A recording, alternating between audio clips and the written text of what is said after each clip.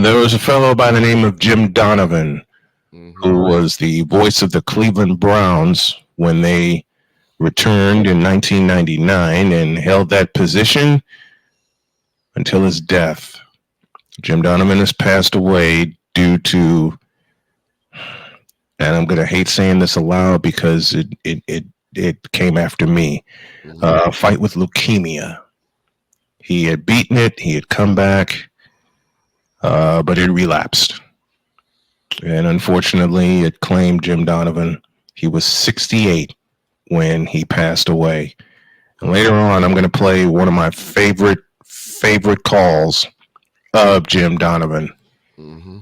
But what I learned about Jim Donovan is that he had a great sense of humor. So, knowing that fact, we're going to use our sense of humor to honor Jim Donovan today. So, Jimmy, this one's for you. Now then, if you're the New Orleans Pelicans, Leave. We don't want it here no more. Get out. Even those of us up in New England who love our basketball, take the hell out of here. thank you both for that. But here's why I'm starting with the New Orleans Pelicans. Because they're dumpster fire. Because they're dumpster pelicans. Oh, well, yeah. Not only that, but they went to Golden State last night. They went to the Chase Center in San Francisco.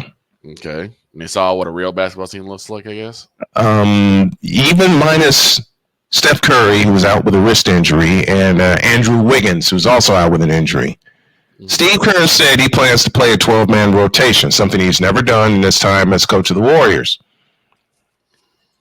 New Orleans, and yes, Zion Williamson, led 31-14 after one period. Keep that score in mind. How many led periods? 31-14 after one period. Then all hell broke loose. I was about to say, what'd they do? Choke worse than a star over at the AVN Awards?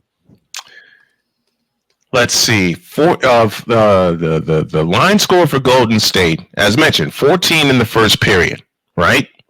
Mm-hmm. The last three periods, 33, 40, and 37. Once again, That third quarter wiped out whatever Pelicans hoped they had, as the Warriors win 124-106. Buddy Hield, the newest Splash brother, scored 28, and he hit 7 3-point goals and had 19 in the fourth quarter. You heard me right. 19 points in the fourth quarter. But I want to talk about a fellow by the name of Lindy Waters III, reserve forward for the Warriors. Mm-hmm.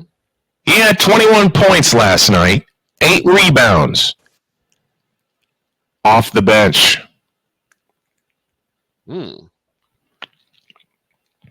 So he's going to help lead the bench mob. Moses Moody started in place of Steph.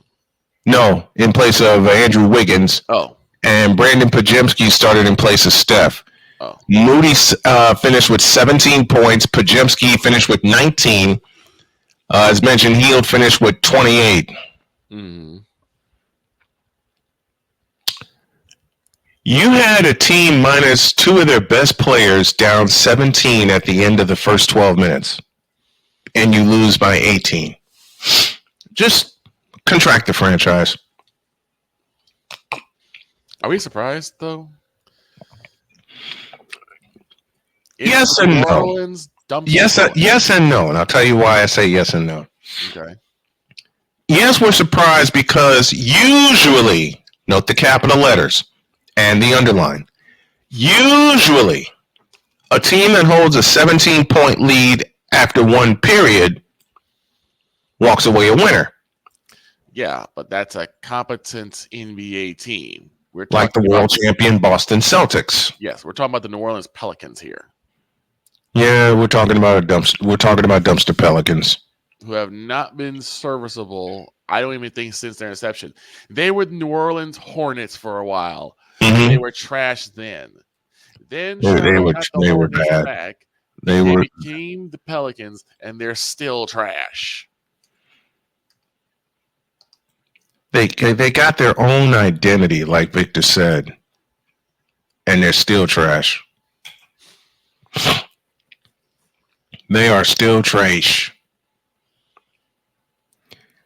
They were led by Zion Williamson, who finished with 31 points. Brandon Ingram finished with 30. And that's all. Those are the only two players in double figures for New Orleans. Meanwhile, Golden State was led, I'll say it again, by Buddy Hield, who had 28. Lindy Waters III off the bench with 21. 19 for Brandon Pajemski. 17 apiece for Moses Moody and Jonathan Kuminga. Watch Jonathan Kuminga this year and his growth. Damn.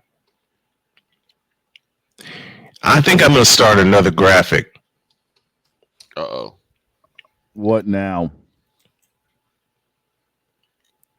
Let me get my soundboard up here and I'll tell you. If you're the city of New Orleans, Why do you have this team as your representative?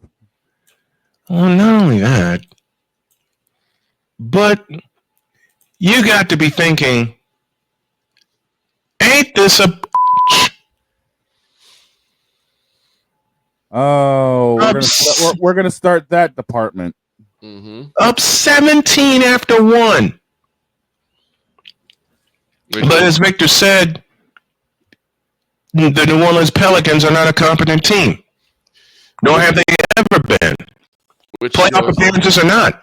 Yeah, which just goes to show that not only was defense not on the menu, offense decided to leave without paying the bill. Offense decided to check out without even trying to pay the bill. Which is sad because New Orleans was all the ballyhoo when they drafted Zion Williamson. Now, Zion Williamson, to his credit, played 30 minutes last night, was 12 of 19 from the field, had 8 rebounds, and mentioned 31 points. Right. But in a horrible losing effort. Well, I still think that Zion Williamson is a colossal bust. Yeah, he is. And unfortunately, this is just going to be another indictment. But let's be honest, he can't do it alone. There is no one else. Where'd you go? Oh, there you go. We lost you for a minute. I said, the thing is that Zion can't do it alone. And there's no one stepping up. Say that again, please, for those of us in the cheap seats at the Superdome. There is no one stepping up to help Zion. And if I'm Zion, I want out. I agree.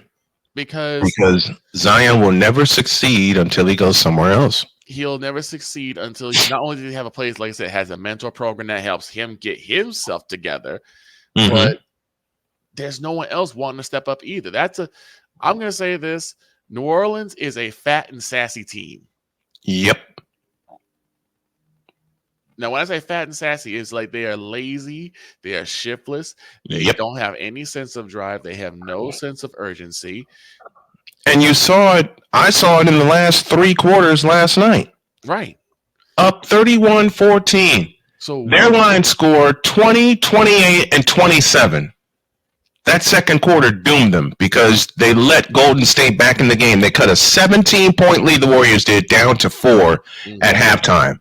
And then the third quarter avalanche, which is what the Warriors have been known for throughout the Steve Kerr era. Yeah. That was that. 40 points in the third period. That's why you beef up on the points in those first three quarters so that even when the avalanche comes, you have a cushion. Mm-hmm. Because, look, let's be honest. Well, we always say, death by 1,000 backdoor cuts. And that's how they came back and got him. That's how they came back and got him.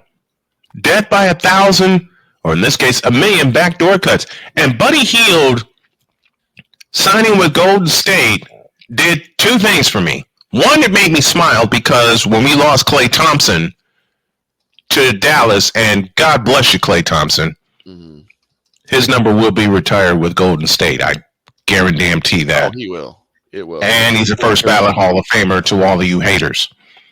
Secondly, Buddy Hield is now in a system where he can be himself with the right coach.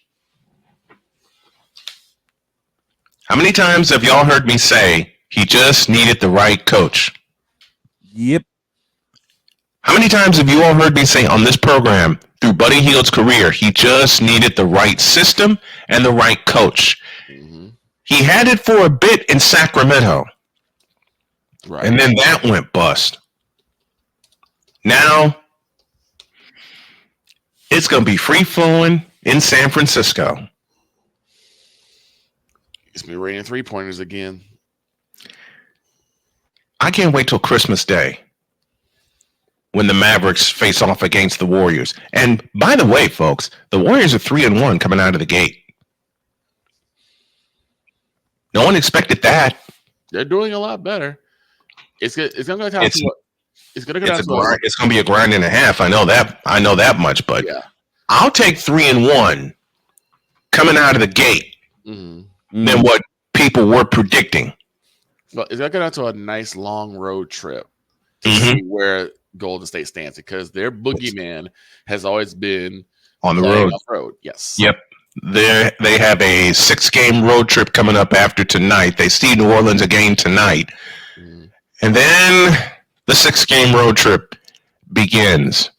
And hopefully I'll get a chance to get Tim Roy on this program, who is the longtime voice of the Warriors and one of my dearest friends.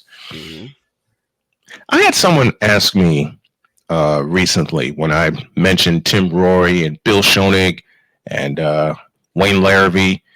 He said, how do you get those guys on your show? You're not a broadcaster. Really? You haven't heard my work. I just gave him this evil smile. And I said, actually, I am a broadcaster. You just haven't heard me do my thing. Well, he made the wrong demand of me. Oh, no. He told me to prove it. I said, okay.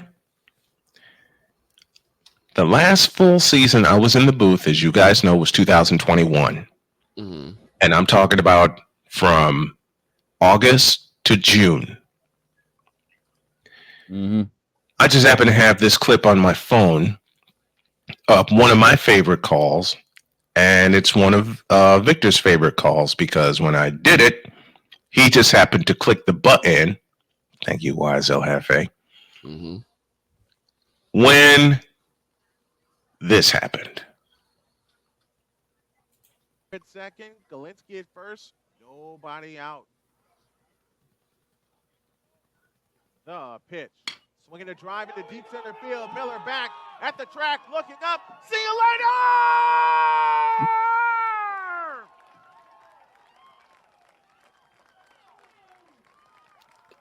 The Mad Dog has done it! We are tied at 7 and nobody out! Attaboy, Mad Dog! Oh, he was ready for that one and blasted it out of here. It's unfortunate that we lost that game in extra innings. We lost that in 10 innings. But to call that and use a little bit of one of my other friends who's in broadcasting. I believe his name is Robert Ford. Mm-hmm. Voice of the Astros. That boy was set up sitting inside, and man, did he ever crank. On the first pitch. He had been Noah had been 0 for 3 up to that point. And then that happened. But back to the Warriors. I know it's early. And I'll say it again. I know it's early, and they got the first of many road trips coming up, 6-game road trip coming up in about 5 days or so. But, nene. Warriors' true test will be when they come into Boston next month. Oh, my God, yes.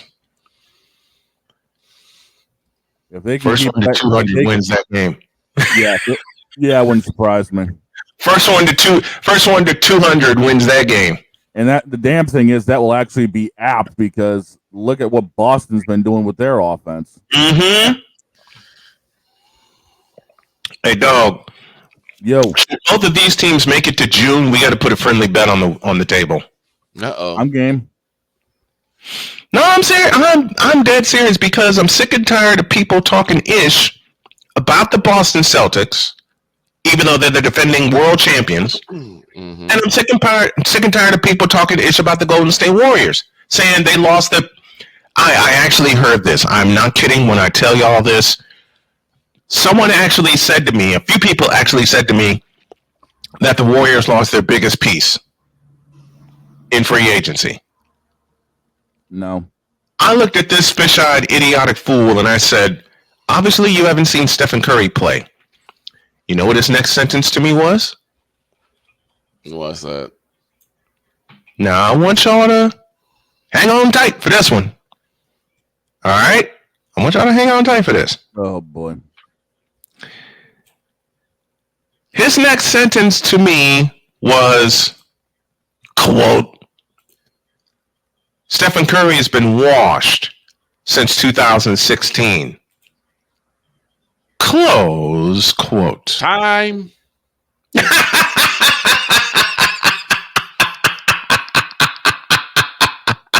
Time. Time out. Full timeout. Full timeout. Steph Curry's been what? Wait, just a minute. I think we got a random musing from